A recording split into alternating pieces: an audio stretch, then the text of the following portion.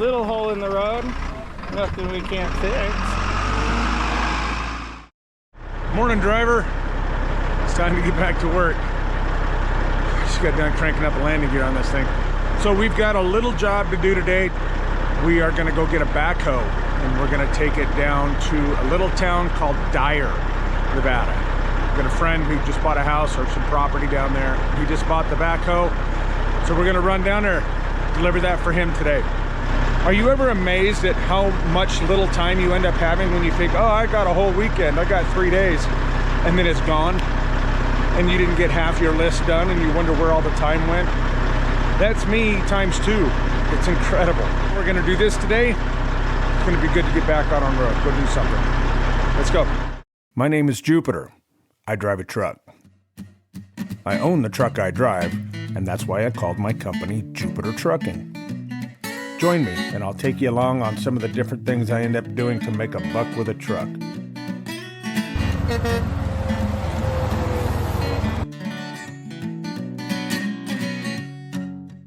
We're gonna go to Silver Springs and pick up this backhoe. It's actually in between Silver Springs and Fernley. So we're gonna head to Silver Springs and turn north, pick it up out there by the racetrack, and then go down to Dyer.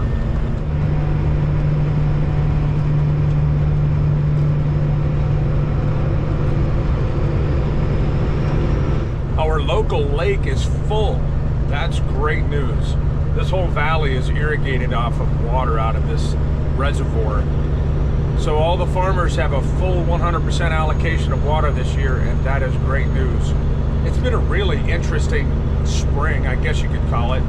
It was snowing even just a couple days ago. It only snowed for 5 minutes, but it was snow. And it's been cold, it's been windy. It has not been spring-like at all. All the fruit trees are toast.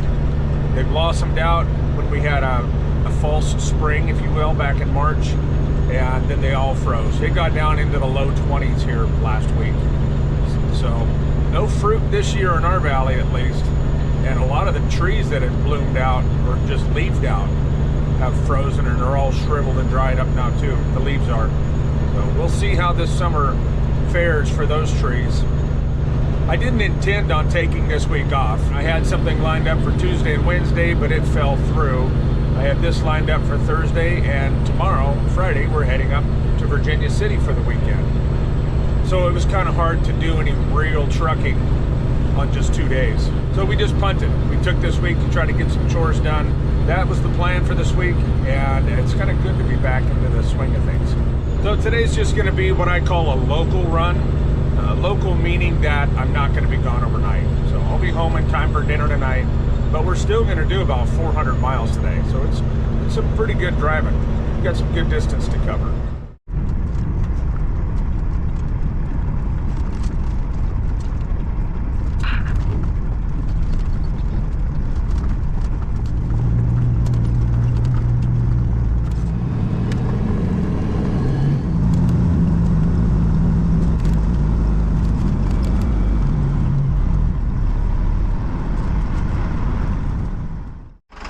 Homemade ramp. We're gonna have to modify it just a little bit more. Put another scoop of dirt in here or two. Come on, Mr. Bones. You're gonna be in the way. These are the typical jobs for friends kind of a thing. As long as you got the desire to make it happen and you're a little flexible.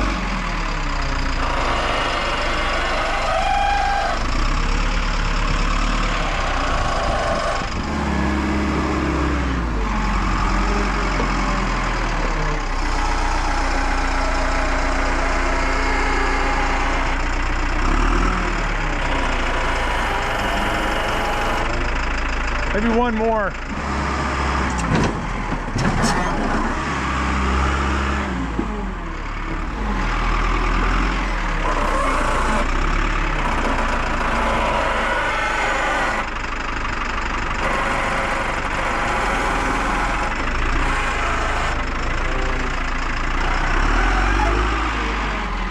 Yeah, give it a shot.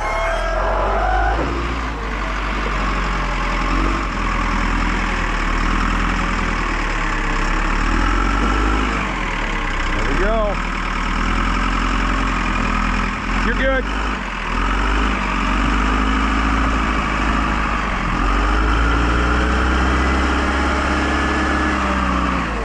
And we're up. Just come forward about another foot.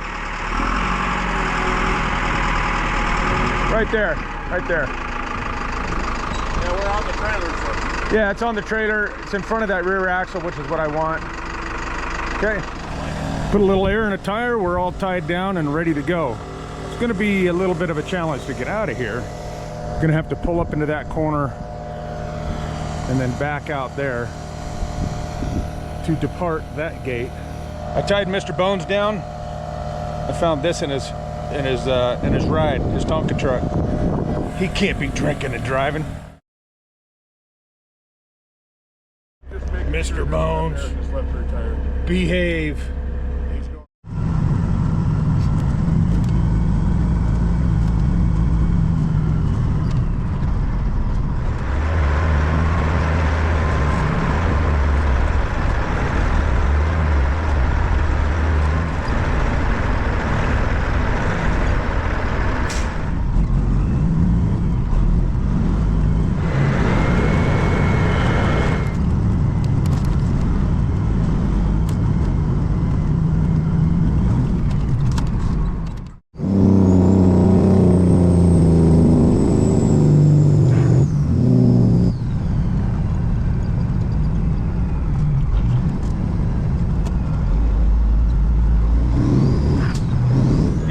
Just a four-way intersection with a blinking red light, but now it's a 15-mile-an-hour roundabout at the bottom of a 6% grade.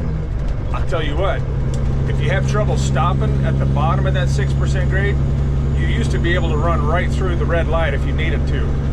Now there has been a handful of trucks that have plowed right into the middle of that roundabout and destroyed themselves. That's one of the ones that I'd rather wasn't here. So while we're trucking on down here to Dyer, why don't we do a license plate update? Let's do that real quick before we get too far into this trip.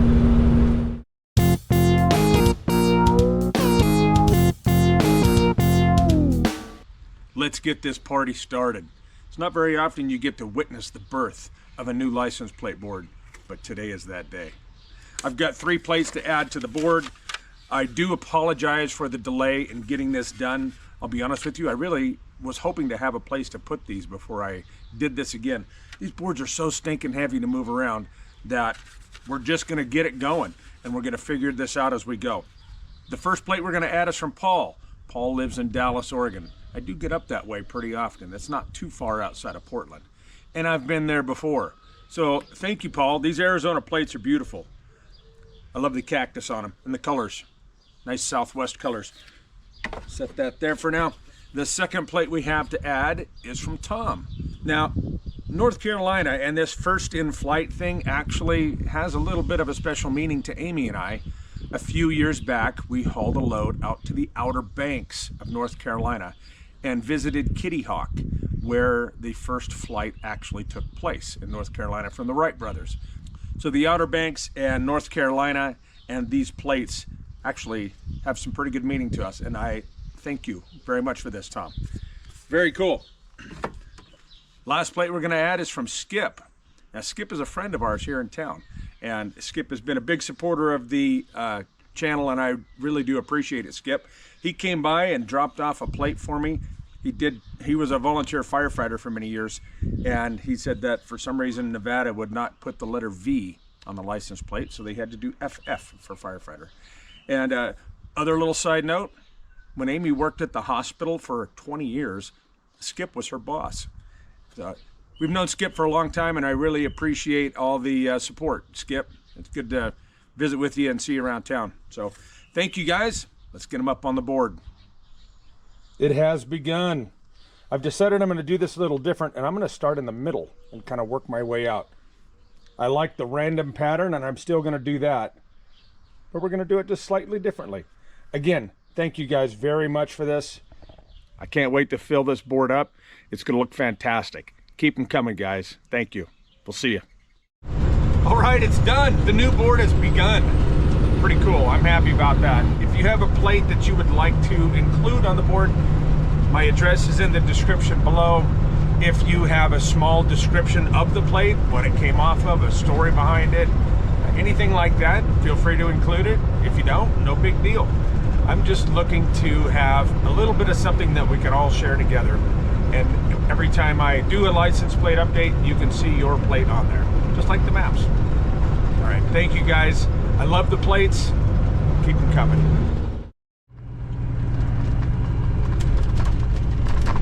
Right over here off to the right is historic Fort Churchill.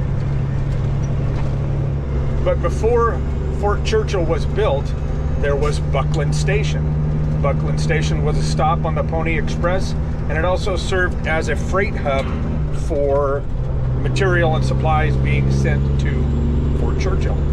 And it's still here. It's preserved and it's beautiful.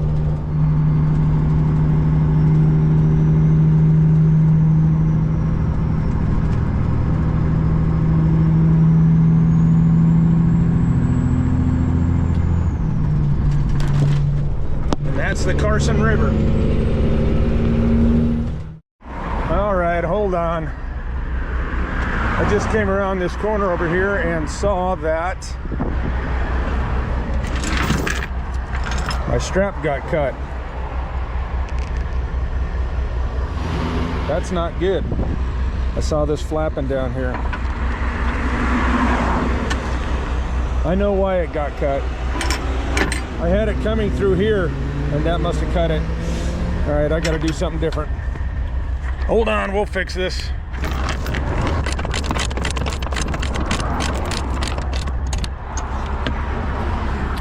As much as I love my chain straps, I'll admit there's a time and a place.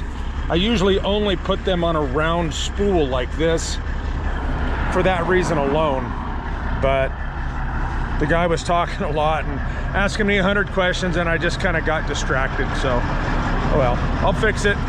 I'll make a new one. A binder is the best tool for that job.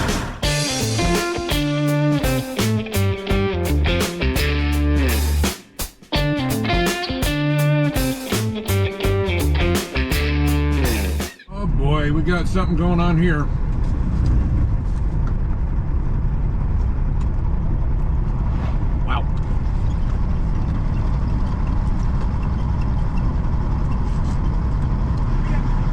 Mitch, what are you, dude?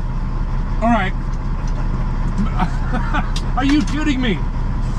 God damn. Well, that was a trip. There's a wide load coming, 20 foot wide, 18 foot tall, about 600,000 pounds. Nevada Highway Patrol escort, naturally. And the highway patrolman who pulled up here to talk to me is Mitch. I've known Mitch 15 years. I've known Mitch since he was right out of high school. I went to his wedding. I haven't seen him in 3 or 4 years, but that was pretty cool. That was pretty cool.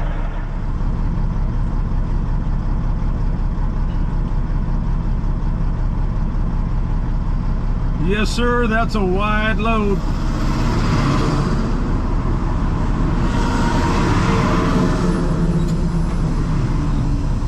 All right, let's roll.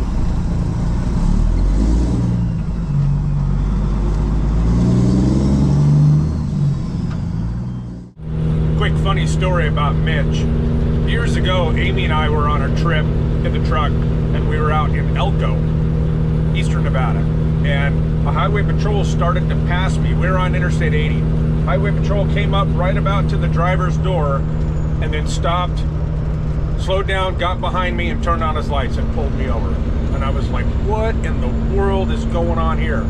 Amy's like, what'd you do? What'd you do? I said, I didn't do anything. So we pulled over. He comes up the passenger side and knocks on the door, and he's like, hi, Amy.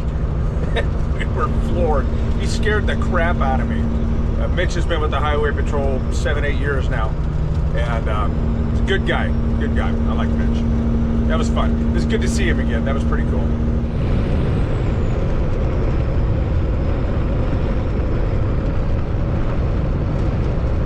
But as you may recall, I like roads.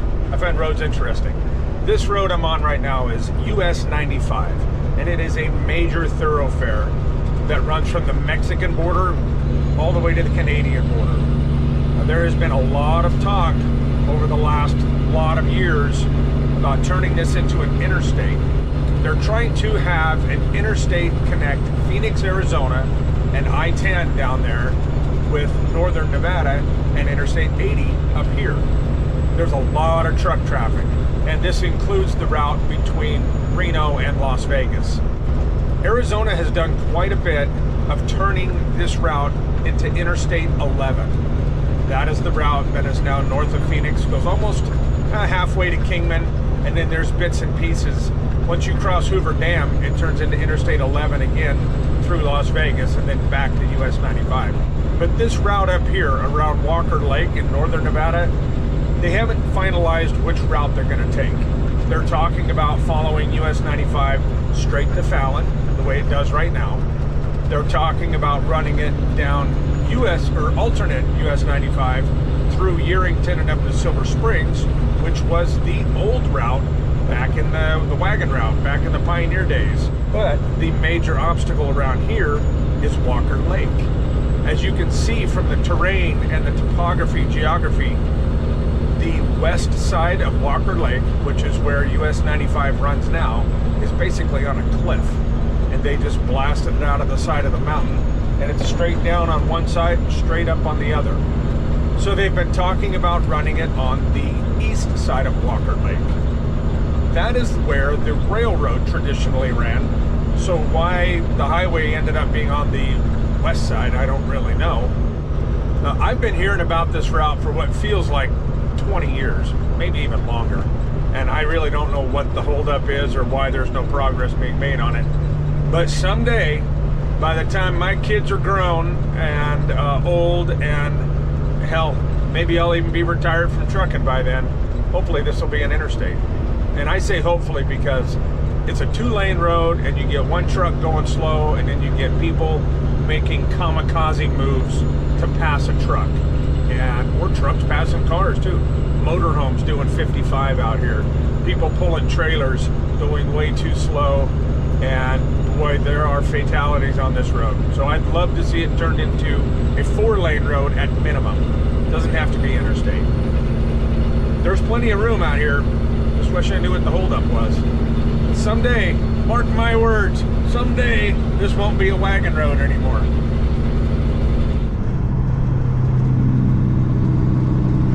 We're doing 50 miles an hour. Uh-oh. See, this is the problem. That's the problem. Ah, dang. Get people kill themselves out here for that. I'm gonna make a quick pit stop here and do a quick load check. Make sure everything is up to snuff. That's tight.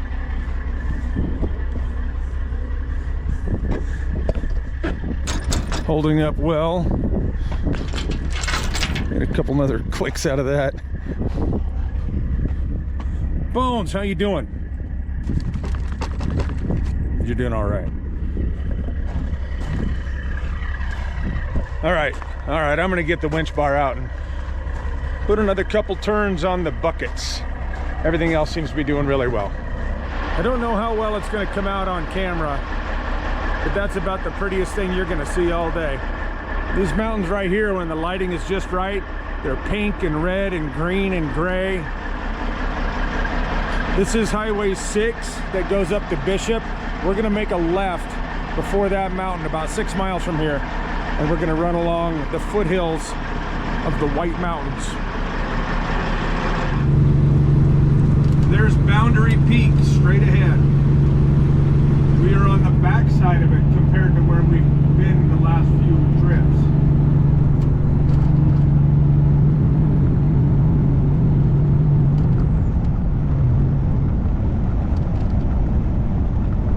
This here is Fish Lake Valley.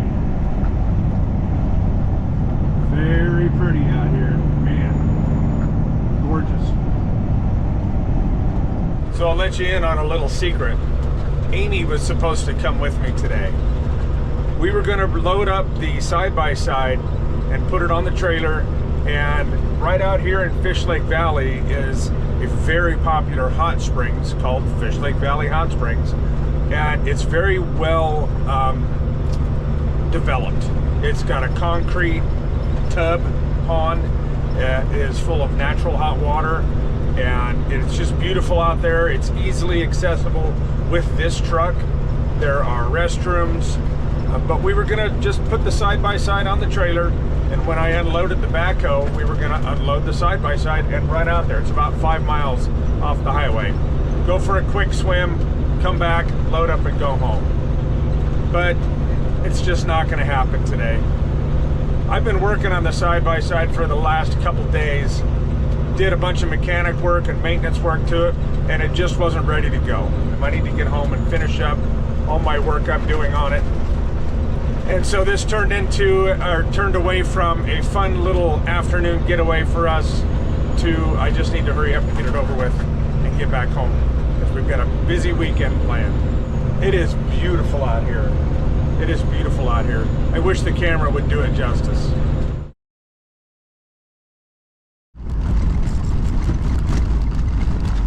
Hey Terry, here we are. Got your stuff, man. You gonna do some bad things with this probably? I hope so. I'm gonna go turn around. We're slightly uphill and the backhoe has no brakes. So we're gonna have gravity work for us. I'm gonna go turn around and we'll back it off uphill.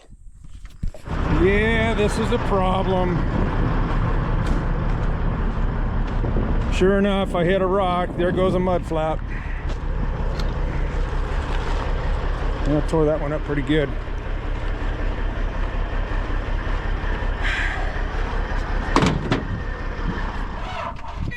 Might need a jump.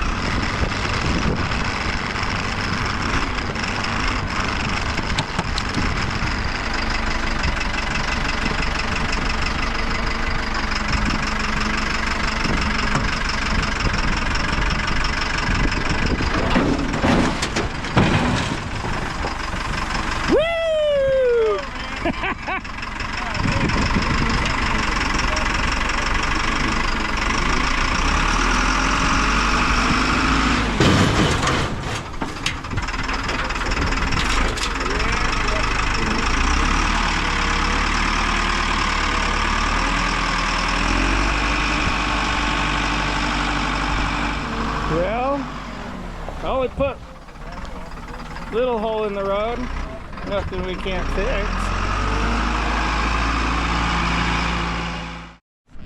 Well, they didn't go quite as I planned, but once the thing started rolling, it has no brakes. I kind of panicked a little bit.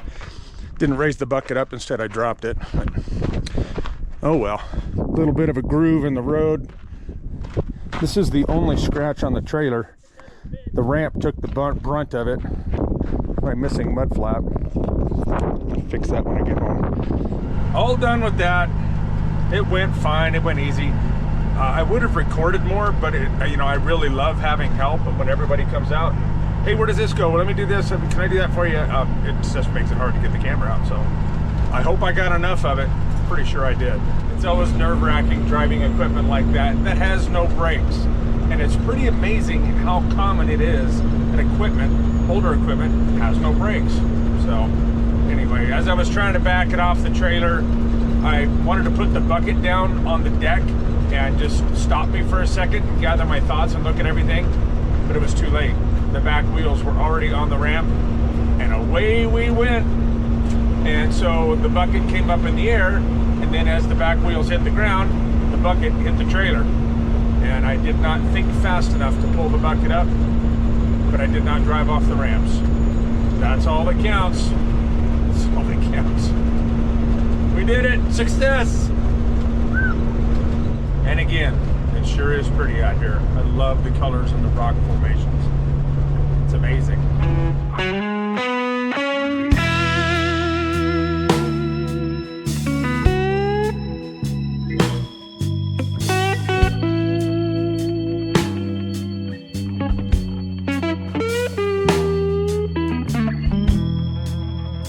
So on the drive home, we've got some beautiful scenery to see.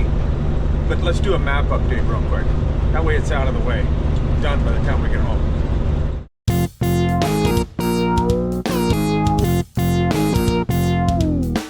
We've got one hell of a map update this time.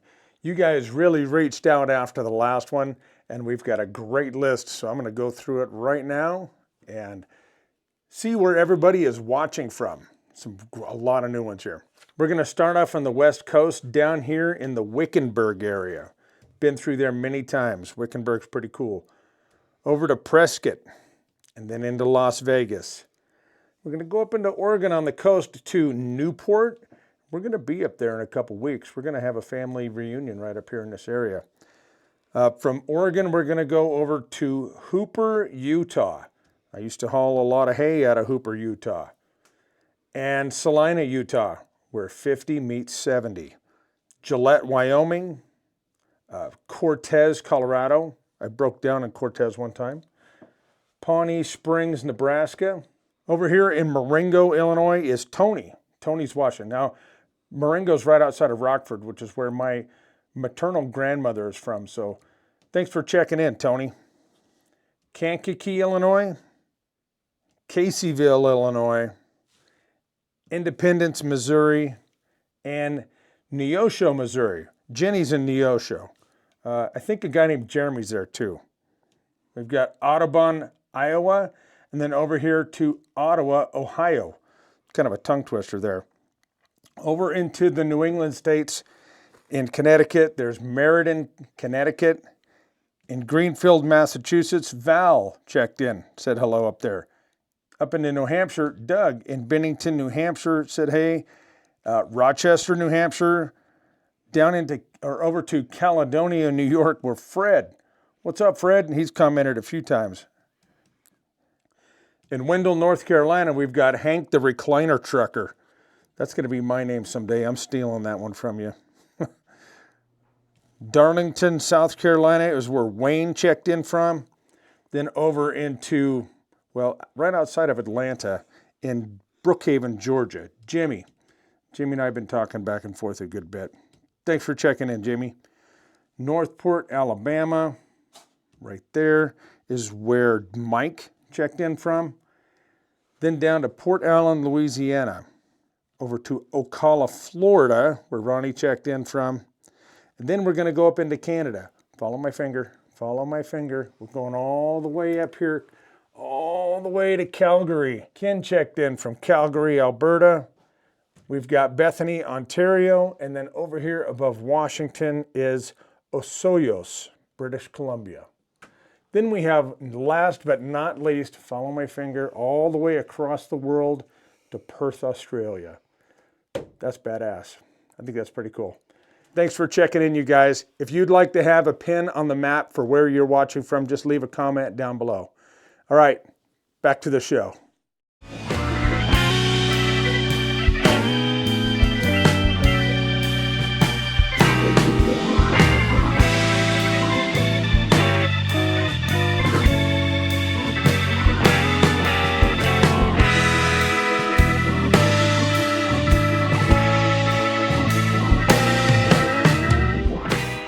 And we're done.